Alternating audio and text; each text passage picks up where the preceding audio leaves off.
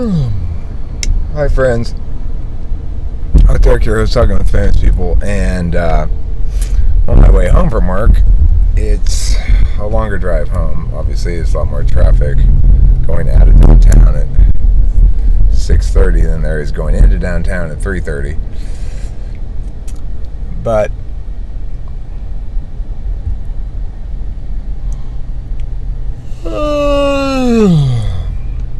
not the end of the world.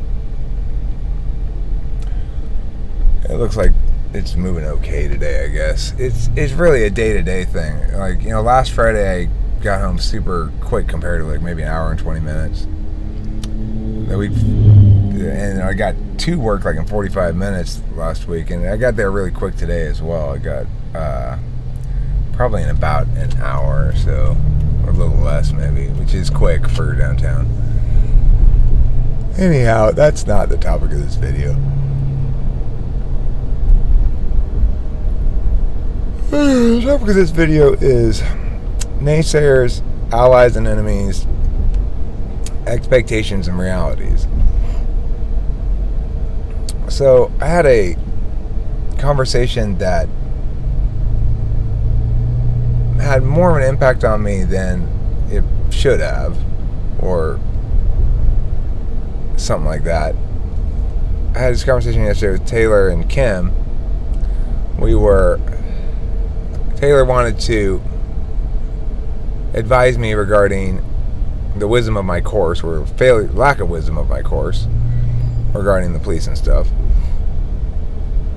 And Kim wanted him to win that argument and was with him on that argument and stuff. So the thing is, those sort of things are going to either bother me or not, depending on a lot of factors. I understand that people who care about you are going to advise you against ill-advised actions as part of the process of caring about you. And that people in general obviously trust their own judgment more than they trust the judgment of other people. But the reason I was affected by the conversation is it was so reminiscent of some of the conversations I'd have with Corey and Candace, where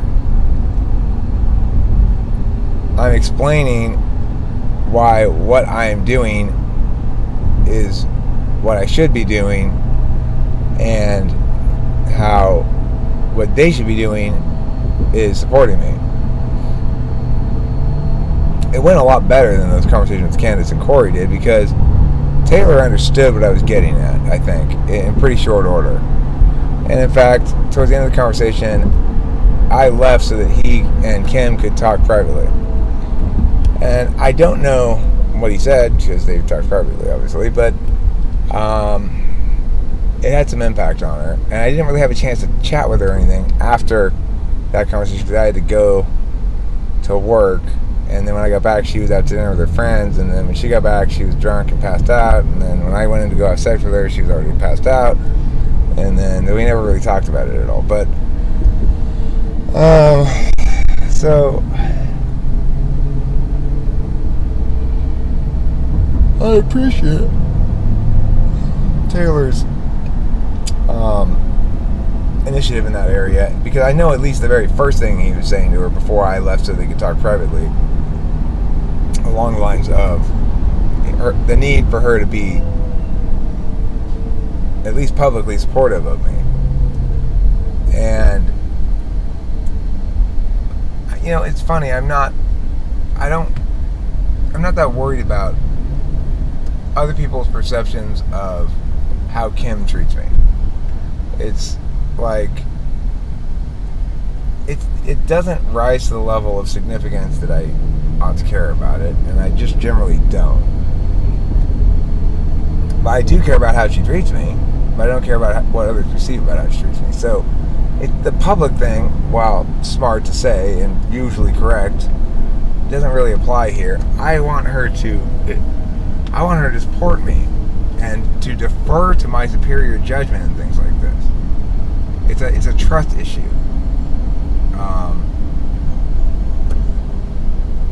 She thinks I'm being reckless. You know, the cops are gonna launch some sort of criminal campaign against us because we're standing up for our rights. Well, I mean, I certainly hope she's wrong, but if she's right, that's not going to convince me to stop doing what I'm doing. That's going to convince me to do it harder. Because I can't stand idly by and let that shit go down like that. That's bullshit beyond all measure of bullshit. So, you know, there's a need for people to be principled. And I get that she's not the kind of warrior I am. She's a different kind of warrior. She is not a timid, shrinking flower in any sense of the word. She's definitely a warrior, but she's not the kind of warrior I am. She doesn't like battles, engaged in battles she knows are coming. She only engages in battles in the moment, by way of her berserker rage, you know.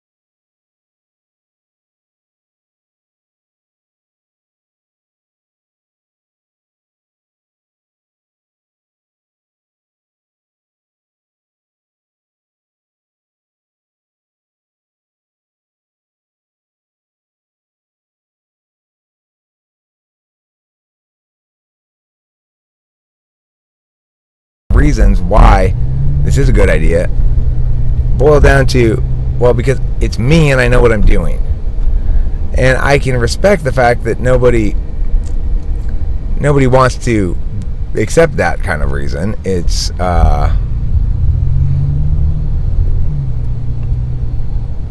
it makes you sound arrogant and whatever else, but that's the thing. The relationship goes one of two ways. Either Kim's the one telling me how smart and competent and amazing I am, and I'm the one telling her how I'm just a regular guy, and I appreciate her votes of support, and I will do my best to live up to her extremely positive impression of me. Or going to tell me I'm not good enough, I'm not strong enough, I'm not smart enough, in which case I'm going to tell her she's wrong. And then she is going to say, I don't like you because you're so arrogant and full of yourself and condescending and stuff like that. So I know that stuff doesn't play well. I don't want to be doing that stuff. But, you know, in that instance, the reason that's happening is because she's giving me pushback. Now, on some level you could say, well, maybe I shouldn't. If I'm going to be doing nuclear science and say, oh, I think I've got this great idea, I want to add these isotopes and cause this much change to the reaction or whatever, then I'm inviting a response. And the fact that Kimberly doesn't know anything about nuclear science means that her response is going to be meaningless and off base. And it's going to be a little bit irritating because I'm the nuclear scientist and she's acting like she knows better about nuclear science than me. One could say, well, then don't talk to her about nuclear science at all, Eric. Don't invite those kind of responses, or don't get offended by her wrongness. Yeah, I mean, that's a fair critique.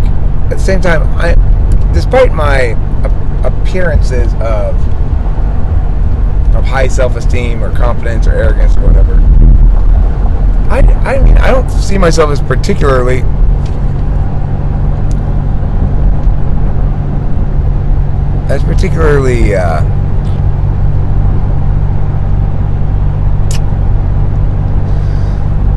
I'm having a particularly resilient self-concept that affords me a sense that I'm inherently legitimate outside of the legitimizations of others. Maybe it's a polar FI thing. I don't know. I'm not saying I got self-esteem problems. I'm just saying I'm not immune to them.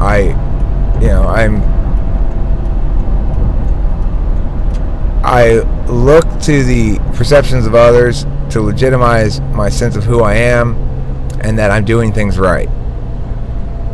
It's what happens when you don't really feel very strongly about anything a lot of times. So what is going on here? I'm going to go to the south on the Long Beach Freeway. Take the 60 for a little bit. It seems super jammed.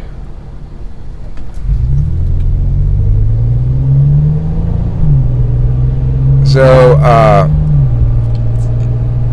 the thing about it is, as I come to understand what all these various conflicts between me and Kim boil down to, it's ultimately going to be up to me to apply that knowledge in such a way that it causes my interpretation of her behavior to neutralize. Like, okay, the reason Kim is like this is because she's an ISFJ who worries a lot about potentialities and her inability to adequately predict or understand how all the various narratives of a given thing potentially play out. So things that I do that are more bold are going to give her some qualms, and I just have to accept that. She's not had enough time with me, nor have I been perfect enough for her to learn to have a lot of faith in me or trust in me. Instead, she's got 45 years of bad data, of negative associations to suggest that she can't trust anybody. And why would I be any exception? Of course she can trust me, but trust comes in a couple of different ways. I mean, she trusts me in some capacities, like she trusts that I am not going to leave her, I think. She trusts that I'm not going to cheat.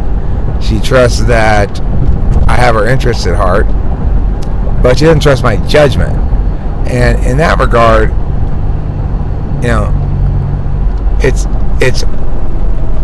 she's wildly wrong, and to the extent that she doesn't trust my judgment. Okay, yeah, get over, fuckhead.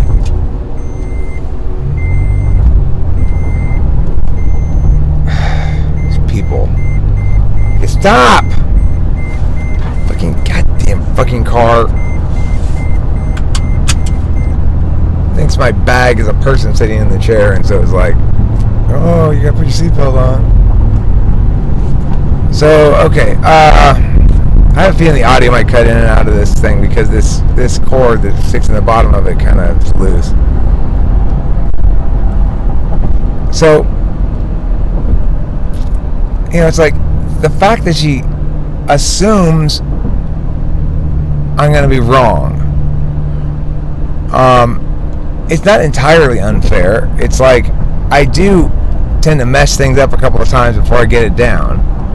There's a certain trial and error need for a big cushion of error that I be permitted to make a lot of mistakes so I can succeed, or I'd be permitted to not even making mistakes. I'd be permitted to feel my way through the processes. If you're making a stir fry and you realize at a certain point that it's not salty enough and you add a little more salt, it's not that you had made a mistake, it's that you weren't done. There's that element to it. But she doesn't understand the way that the game continues on. Just because it appears to Kim that event X impacted with impacts Y, Z, and A, and Y, Z, and A are negative impacts, it doesn't mean that, number one, those are the only impacts that occurred. Number two, that I don't have a plan for Y, Z, and A. Y, Z, and A may be only negative until my next turn, at which point I have a plan to do something with them, you know? Once I get you to firmly agree on X, because everyone's convinced X is a terrible, terrible impact, and everyone's firmly in agreement, we're all set on that and pinned down, that's when I play my turn, and X turns out to actually be on my side, and you lose. But what Kim will do is, as I'm pinning you down on X, she'll trust her judgment over mine, and she'll start interfering with my X pinnings, because she doesn't know what I'm going to do with it, of course, and her own potentiation ability is limited, so she can only see and come up with the obvious potential, the obvious outcome here that's likely to happen with X. But I mean, that's why I'm so badass at this shit. Because that's like everybody. Almost everybody is stuck in that which is self-evident. People are easily frame-walked, you know? If something is normally an argument in favor of position H, if X is normally an argument in favor of position H, and I'm arguing not H, and I'm trying to get them to concede X, they just go, oh, well, yeah, of course. Oh, he's making a mistake. Oh, he's trying to get through X. X is one of our arguments, right? Yeah, okay. Well, it's because they're not thinking. They're not thinking about what I might be able to do with it. They're just not clever enough. I mean, it's like, the baby steps of this process are what I taught in class tonight with the gun control topic. So we were basically playing Milk Lab on the board, which is my turn-based card game version of debate that is not a real thing yet. It's not manifest in the world, but it's conceptually more or less done, and it's a good way to sort of walk through argumentation chains and stuff. So basically, like, Af goes, okay, I played this card, I established this, and it's on the flow, and then Nate goes, okay, I played this card, and I'm going to play a function, switch on their card, so it's an AT now. Answer to their card switches it off. Their impacts are no longer standing, yada yada. Then Af plays two cards establishing solvency. One establishes solvency directly, and the other one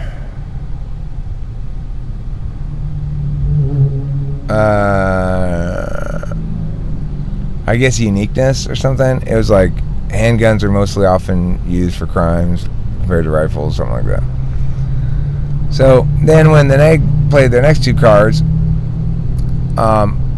One of them, their first app card was that a handgun ban is constitutional because any gun regulation is constitutional provided it doesn't interfere with the ability of a given state to raise a militia that would be of equal ability and strength to the militia of a different state. It basically tries to apply the implicit motivations of the founders when they wrote the Second Amendment to define its scope, which is a fine enough argument. But the thing is, the NEG played a card that said Heller. It was a Heller card, so it referred to the Heller court, the Supreme Court decision in Heller, in which they said basically if it's not already banned and people aren't already comfortable with that ban and it's not already in the status quo, then it's not, you can't make any new bans of stuff that's not already banned, basically. If it hasn't historically been okayed by the Supreme Court and the society in general, then it's not okay. As a consequence, that first argument was not standing, because the first app argument was no longer standing, because that card basically said, here's a standard we actually apply according to the Supreme Court, most recent Supreme Court decision on it, and the law doesn't meet that standard. The proposed advocacy doesn't meet that standard of banning all handguns. Is the proposed advocacy. It doesn't meet that standard, so it's unconstitutional. So that's the most babyish step. You just go like, we say it's constitutional because of it passes this test, and you go, well, we say it's unconstitutional because it doesn't pass this test, and then the next stage would be to argue over why we should prefer one test over the next. But the other NEG issue was solvency. So the app said it's going to achieve solvency because we have all this data from foreign countries that have stricter gun laws and they have less gun violence.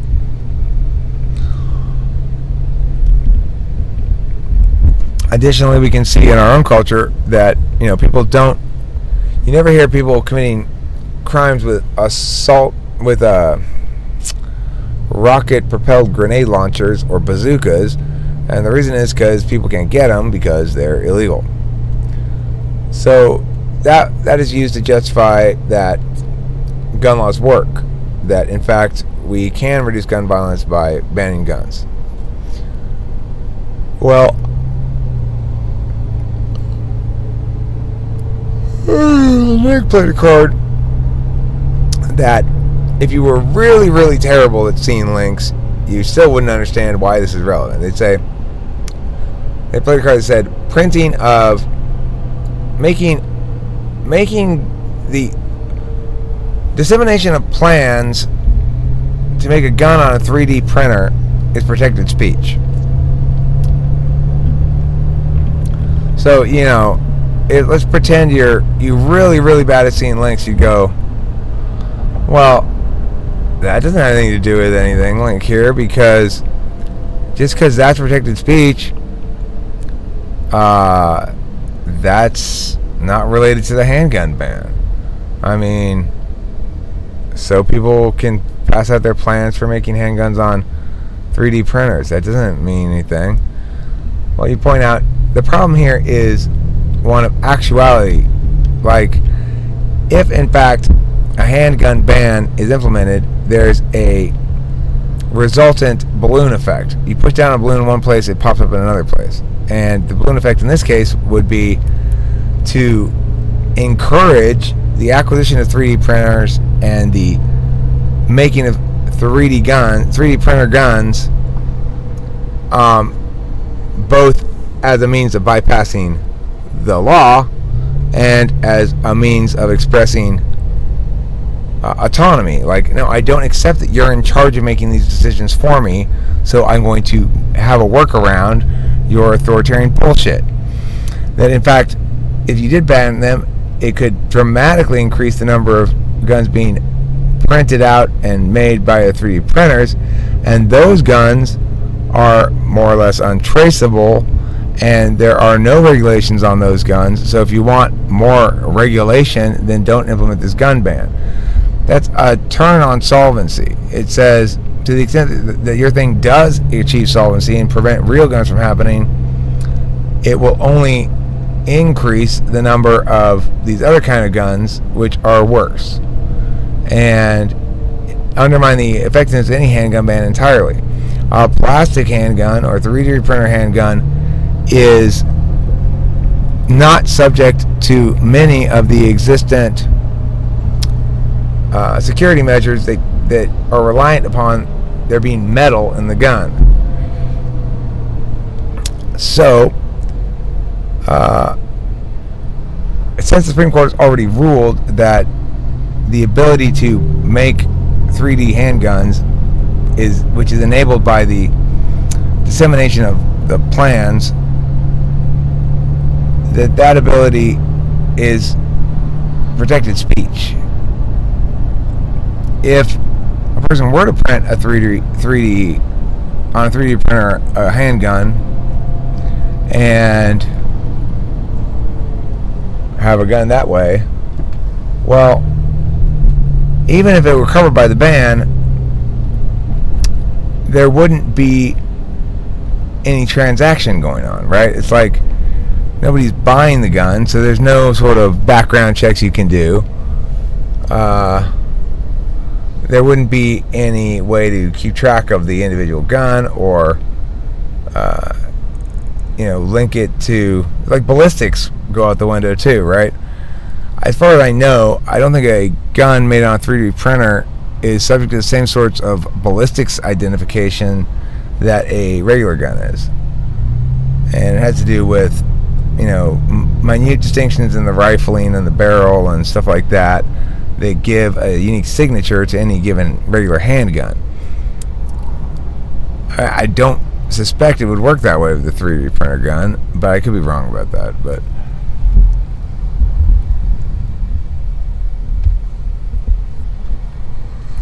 and see, that's where we need to actually worry about impacts. Everybody wants to say this is justified by the impacts, except they're only counting the impacts they like, and they're refusing to acknowledge that we should, right off the bat, assume any sort of legislative action creates, let's say, 20 tons of negative impacts that we can't identify yet, but they're surprises, okay? Unintended consequences are a real problem, and most of the consequences of most laws are unintended. So the drug war was intended to stop people from doing drugs, but that wasn't the actual impact of it. The actual impact of it was imprisoning a bunch of people for consensual quote-unquote crimes without impacting the drug use rate at all. And I can tell you that drugs are more available now around the city than I think they've ever been before. To the extent that they do successfully clamp down on drug A or drug B or drug C, it always has a balloon effect impact. So they clamp down on this ecstasy or whatever, what happens? Well, a bunch of brand new research chemicals come out that are less tested, maybe less safe, and means that there's an ever-increasing supply of different kinds of drugs for people to do. I mean, I think that's good, but I don't think it was an intended consequence of them banning ecstasy. These fucking retards with their opioid thing, like, people are dying. Okay, well, yeah, people are dying. So what? Let's kill a bunch more or put people in prison? The people who are dying are already experiencing the naturally occurring consequences of their ill-advised actions. So why do we need to impose artificial consequences on them? Additionally, it doesn't dissuade them. We know that drug laws don't reduce drug consumption rates. We know that decriminalization does. So, as a consequence, we have to worry about the actual impacts of something But we need to worry about it from the other direction. Instead of saying, okay, I've established that it's going to help a little bit, let's do it. Say, you automatically establish by simply saying let's legislate something 20 tons of bad impacts, and you've only established here likely positive impacts of 5 tons. So you're negative 15. But I didn't establish those 20 tons. No, nobody did. You don't have to. You just assume they're there. Unintended consequences. First of all, do no harm. So it's important to me that my allies, but particularly, really, Kim. It's important to me that Kim is a cheerleader for me and not a boo leader. To the extent that she's trying to police me with FE, it will always backfire on her. And if she wants to get me to respect her position on my stuff, she's going to have to be respectful first. She's going to have to display that she understands that she's not equipped to critique this. That I am uniquely equipped to critique this. And that doesn't make me arrogant. It makes her lucky. You know, she doesn't act like she's lucky to be with me. She doesn't act like I'm better than the people she was with before. She doesn't act like I'm non-disposable. I would hope I do all those things for her. Like, I would hope that nobody could correctly accuse me of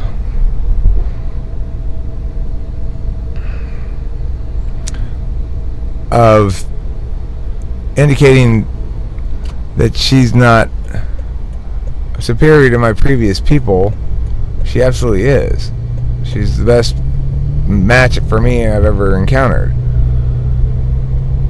I'm not trying to indicate that, you know, Kim's not talented or Kim's not good at what she's good at. She is good at what she's good at. It excites me to see her doing her shit successfully, whatever it is, being cutting hair or crafting or deciding on chickens and whatever. Shit that matters a lot to her, and because it matters a lot to her, she's good at it. She's a lot better at it than I am.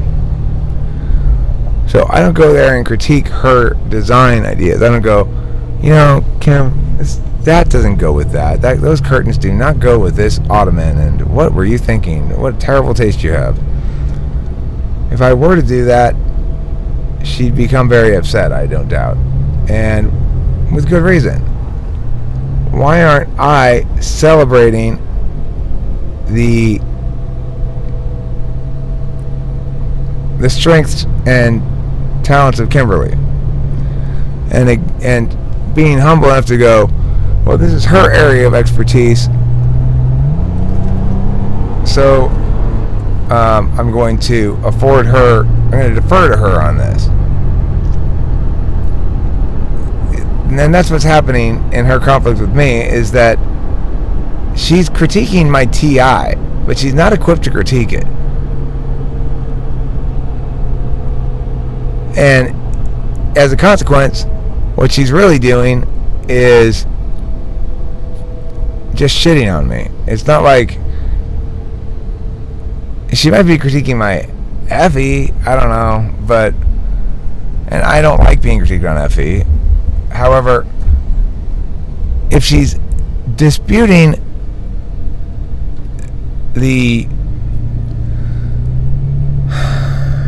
I have a very good reason why I'm pursuing this, and why I'm pursuing this and not anything else that's ever happened before. I've had run-ins with the cops before in which I could have pursued some sort of action. They didn't line up perfectly, and I didn't want to get dragged down into disputing things like mental state or facts or whatever. You know, it's like I didn't want to I wanted my involvement in the thing to be clean entirely. So it's like when the cops illegally searched me, when that fucktard called the cops on me because I embarrassed him,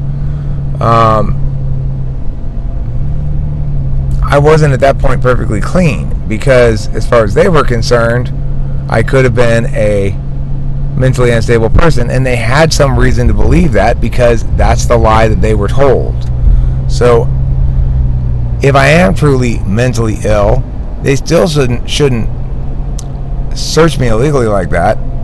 But if I'm truly mentally ill, then I'm not capable of giving consent anyway. So it's a tricky issue. It's a tricky one. And I don't want a tricky one. I want a clear-cut one. So I didn't do anything then. I didn't do anything when I got arrested in Oklahoma.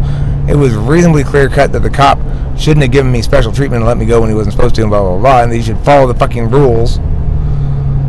But you know what? They did the arrest all above board.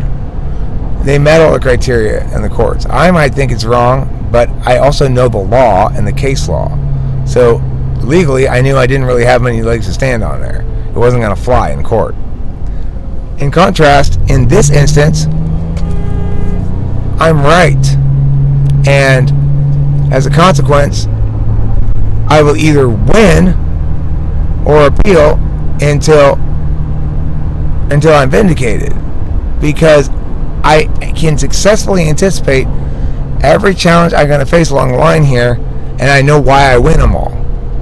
Just like a debate round. She doesn't believe I'm going to win because nobody wins these things. It's the cops. They got too much power, too much whatever. That's like me saying, you can't dye your hair that color, Kim, because you don't know what you're doing. That's a hard color to get to. And she'd say, well, it's true. It's hard to dye someone's hair that color for some reason, but I'm the best. I can really put a handle on these fucking dyes. I mean, like, you want your hair 17/10ths of a shade lighter than it is now? No problem. I'm the best. I'd be like, okay, Kim, you're the very best, right? There's millions of fucking hairdressers in the world, and you're the best. I wouldn't do that, though. I would say, damn straight, you're the best, you're my woman, of course you're the best. But Kim would say to me, Eric, these people are professional lawyers, you can't hang with them. She wouldn't say it in those words, but that's the gist of what she's trying to tell me. And just like, Kimberly. I know you hate it when I tell you that the reason I'm going to win is because I'm better than they are at what we're doing, and I'm right. You don't mind the I'm right part quite as much, but you really don't like the I'm better than they are at this part. Well, then agree with me that I'm right, and I'm going to win. Or explain to me why I'm not going to win. But if your reason is you're just not very good, you're wrong, I'm going to tell you you're wrong, I'm going to tell you why I'm better than those people.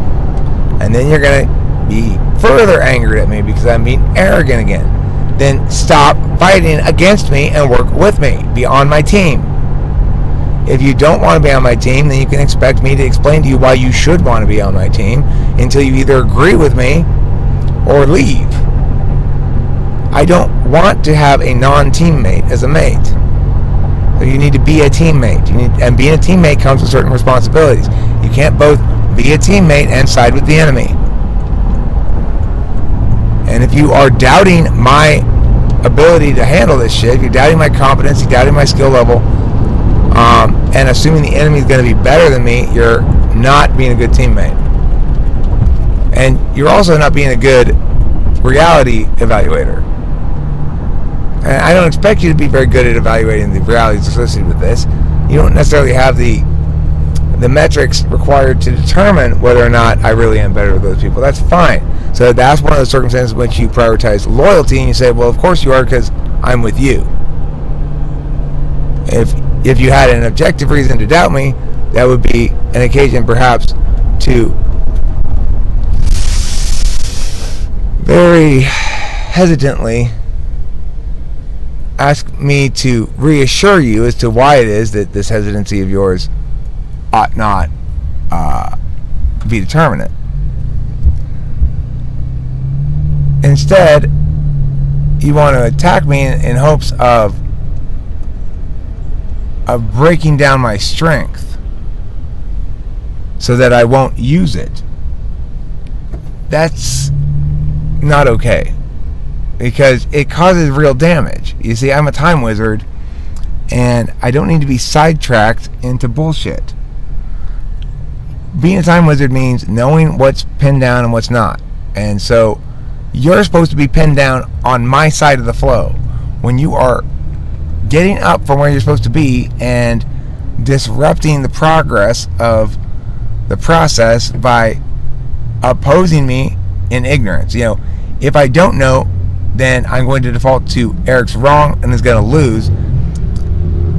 You're going to lose if you do that. You're going to lose because it means you don't care about me. In fact, I would go as far as say it means you hate me. There's the one thing I need from you is your faith and support. And if you can't give that to me, or if you're choosing time and time again to give me the opposite, you are harming me. You are weakening me. And I don't want to be weakened. I want to be strengthened by you, not weakened. So that means getting your head out of your ass, falling in line, and acting like my woman. It means taking on the risk associated with being my woman. You might know in your heart of hearts that Eric might lose this, and you ought to know in your heart of hearts that you'll be there right next to him, losing it with him as need be. Because losing is part of the process of being this badass. Sometimes you gotta lose. You gotta stop being afraid to constantly do something that might fail. Everything might fail. Do it anyway. Well, how do we determine what we do then? That's where the ethical calculus comes in. You do what's right and principled, and you let the results take care of themselves. So, obviously, that conversation pissed me off. I'm grateful to Taylor. I think he probably said a lot of the right things to her, and that those right things probably helped me, although I haven't experienced any of the consequences of that yet. The other thing is, until a unresolved matter is resolved, I still need to talk about it. So, like, Kimberly and I need to talk about this, but she does not want to talk about it. She doesn't want to. If she would simply sit down and have a conversation with me, listen to me, and judge what I'm saying based on what I'm saying, which means conclude that I'm right, because I am right, and so what I'm saying is going to make more sense than anything else, we wouldn't have any conflict. But because she tries to avoid accountability for her own bad behavior, we end up having a big fight. It's like I'll say, okay, Kim, we need to sit down and talk about what happened yesterday, and then the night before, actually, as well, the way that you are doing harm to me. So the harm that happened on yesterday was, you know, she was so shitty about the whole thing that by the time I was done with the conversation with Taylor and Kim, even though I had a chance to make a phone call I needed to make right then to the city attorney, or wanted to make right then, I didn't make the call because I didn't want to ask to use her phone, because she had expressed such contempt for what I was doing. And my phone, I still need fucking iPhones. Fuck them so hard.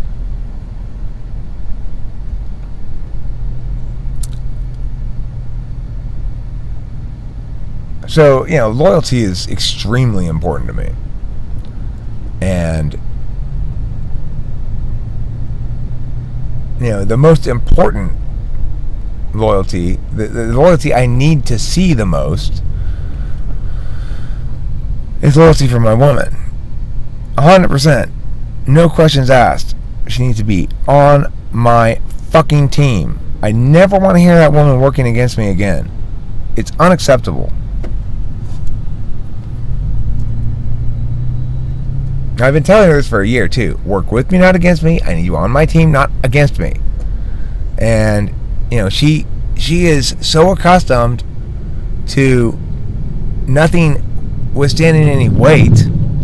You can't stand on anything, it falls apart, that she assumes this is going to as well.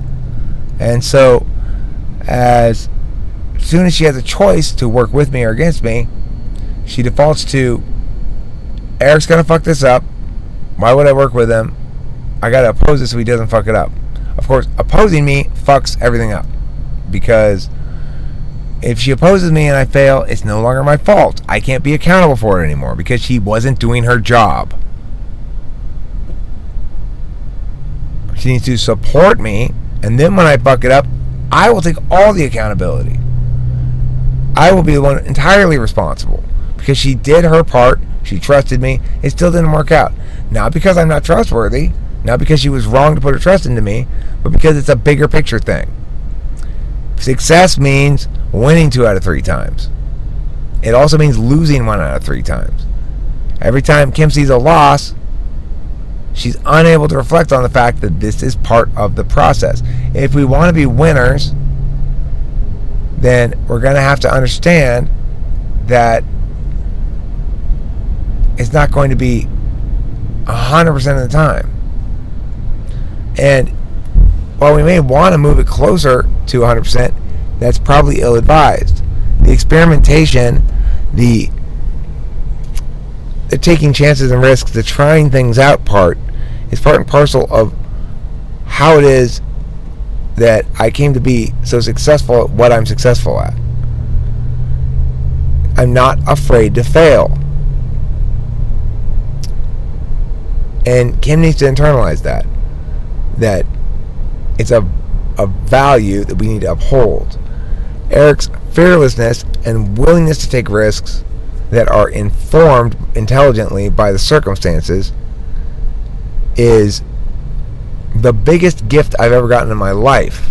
She hates it when I say shit like that because, again, I'm aggrandizing myself. But why am I aggrandizing myself? Because she's trying to tear me down. And I'm not having that. She needs to appreciate me, value me, and affirm me. And defer to me on most things of consequence. Not because I'm the man and she has to obey, but because I have her interest in mind and I'm better at having her interest in mind than she is. Go! Fucktard! God, I fucking hate traffic.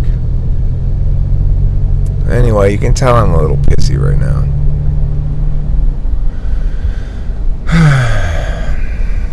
Naysayers.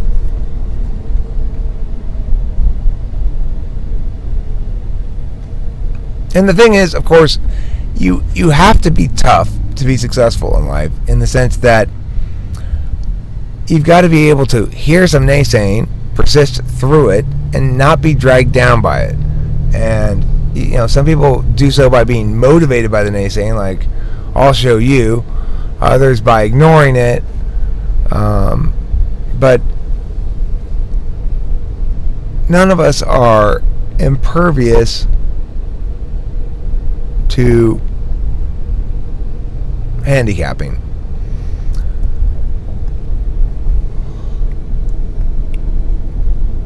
You know how they put extra weight on horses in horse races to make it so it's more of a fair fight or something? I don't know what they do it for, but don't handicap me.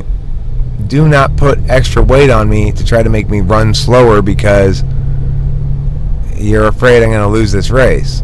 Maybe I will lose the race, but you need to put your efforts towards helping me win it, not towards helping the other guy win, or else you're a traitor. The end.